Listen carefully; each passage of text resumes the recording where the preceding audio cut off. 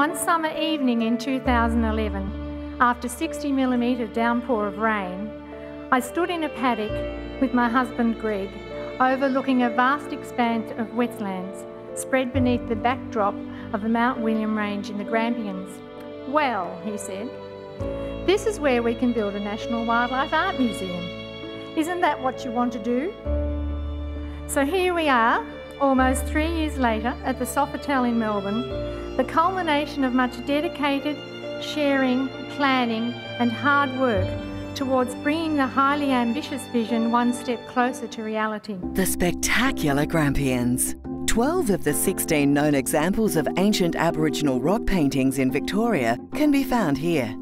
800 of the state's 2,000 native plant species thrive in the Grampians National Park, along with many of Australia's most remarkable mammals. The Wildlife Art Museum of Australia, better known as WAMA, will build upon the wildlife experiences available by creating a world-class wildlife art museum and botanical gardens. I think immediately it talks about creating an iconic tourist attraction in regional Victoria, and I think that's what we're needing. So I'm excited about the project, and I think what Glenda and the team have done is quite outstanding. I'm trying to get the message to the community, wider community, that what we have in Australia is so unique, and we should be real great custodians of it. And to get that message to a wider audience, engaging with the art community and through art is a very, very strong strong argument, and that's what I'm really keen to see happen. The Inspiration Wild, a narrative exhibition at Sofitel Melbourne on Collins, provided a backdrop for the launch of the WAMA project. The artworks provide just a snapshot of the diversity of wildlife art. The exhibition also demonstrated the commitment by artists and collectors towards the WAMA project. Eventually, works like these will be displayed in a purpose-built national gallery to be built on the WAMA site. Well, I think it's a fantastic launch for what I think is a visionary project. And it's interesting when people say visionary, they also mean it's bloody hard.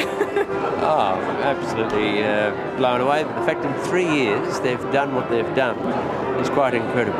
Well, I just think it's a wonderful thing to inspire people to go into the Grampians and to have the level of art as well as the natural environment. You're the editor of the book. What was involved in doing that? It was really a collective vision amongst a lot of people, and it involved a lot of passion, perseverance, and determination in seeing this wonderful project come through. I guess I approached probably maybe 60 artists for the book, and I was knocked back by 2. So all the rest have supported us, amazingly. It would be wonderful for WAMA to be, passed on from generation to generation. It's the beginning of something wonderful. I think this book is the seed from which many, many more projects would be planted. These architectural drawings provide a glimpse of the WAMA vision. The concepts were submitted by postgraduate architects from the University of Melbourne School of Design, Building and Planning. The brief? To propose concepts that captured the vision for WAMA. The museum will be surrounded by wetlands and native gardens on 15 hectares of natural bushland adjacent to spectacular Grampians National Park. Visionary, creative and inspiring is how guests responded at the launch of the WAMA project.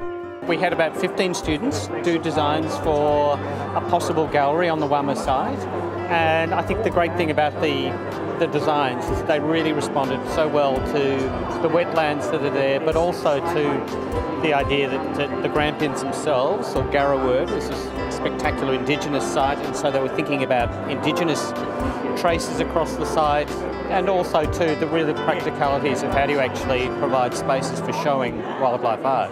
WAMA will complement other tourism attractions in the region, sharing the spectacular backdrop of the Garraword Ranges. The site will be developed to create a botanical landscape featuring the best of Australian flora, with an area dedicated to Grampian species. WAMA will be a place of beauty that houses a permanent collection of Australia's rare wildlife art. The entire site will provide an educational, training and interpretive experience. The region has enormous number of visitations. If we're speaking about 750,000 people going to the Grampians today, I think, and there are very few attractions there other than natural beauty and a few sacred sites. Something like WAMA is going to be a magnet. So it will be good for the region, but it also gives people a focus of what to see. The long-term benefits are significant. Economic models predict that WAMA will attract more than 250,000 visitors per year, with strong appeal for international followers of wildlife art. Almost $30 million will flow through to the regional economy, with additional significant social and community benefits for the region, Victoria and the nation.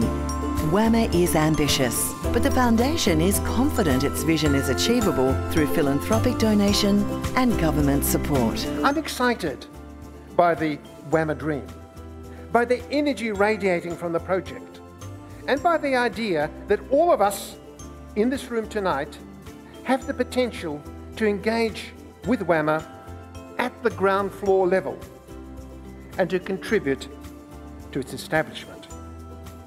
Without reservations, I fully endorse the WAMA project and hope that all of you will also feel inspired to support it.